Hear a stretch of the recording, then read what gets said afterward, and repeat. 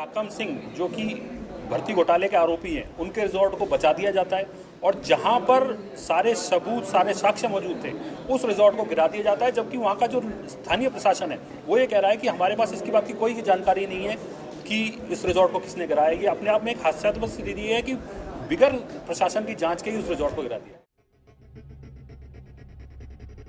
अंकिता हत्याकांड की गुत्थी एक बार फिर से वनंतरा रिजॉर्ट और वीआईपी मेहमानों के नाम को लेकर उलझी हुई है।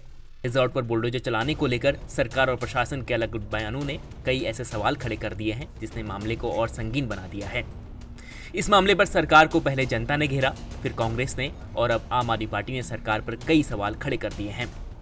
हरिद्वार में आम आदमी पार्टी के उत्तराखंड प्रदेश प्रभारी दिनेश मोहनिया ने अंकिता हत्याकांड को देवभूमि उत्तराखंड के माथे पर कलंक बताते हुए भारतीय जनता पार्टी की सरकार को लेकर कई सवाल खड़े कर दिए। उन्होंने कहा कि बीजेपी सरकार यहां कानून व्यवस्था को संभाल पाने में पूरी तरह विफल हो गई है। इस प्रदेश में अभी जो सबसे ज्वलंत मुद्दा है वो है अंकिता हत्याकांड का, और हमारा ये मानना है कि जिस तरीके से राजनीतिक संरक्षण में ये हत्याकांड हुआ है और सरकार की तरफ से जांच को लेकर जो हीला हवाली दी जा रही है उसको एक्सपोज करने की आवश्यकता है। अभी जो इसमें एक वीआईपी का नाम आ रहा है कि जिसका ये प्रस्ताव था कि अंकिता को मनाया जाए, लेकिन जिस तरीके से अंकिता ने उस प्रस्ताव को ठुकराया और वीरता के साथ ये मना किया और उसका परिणाम है कि उसकी हत्या कर दी गई। तो सबसे बड़ा जो कारण है उस वीआईपी का नाम कम से कम जनता के बीच में उजागर होना चाहिए कि कौन सा ऐसा वीआईपी था जिसको कि सरकार संरक्षण दे रही है और जिसको बचाने के लिए जो सबसे पुख्ता सबूत थे उस रिजॉर्ट के अंदर, उस रिजॉर्ट को रातों रात उसको गिरा दिया गया।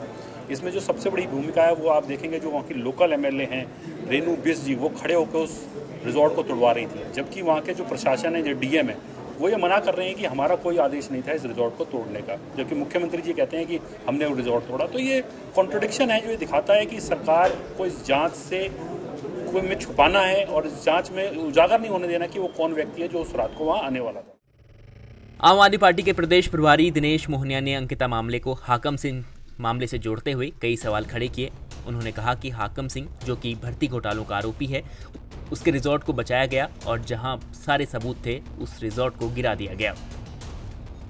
सरकार की मंशा पे देखते हैं तो एक तरफ आप देखते हैं कि हाकम सिंह जो कि भर्ती घोटाले के आरोपी हैं, उनके रिजॉर्ट को बचा दिया जाता है और जहां पर सारे सबूत, सारे साक्ष्य मौजूद थे, उस रिजॉर्ट को गिरा दिया जाता है। जबकि वहां का जो स्थानीय प्रशासन है वो ये कह रहा है कि हमारे पास इसकी बात की कोई जानकारी नहीं है कि इस रिजॉर्ट को किसने गिराया। ये अपने आप में एक हास्यास्पद स्थिति है कि बिगर प्रशासन की जांच के ही उस रिजॉर्ट को गिरा दिया।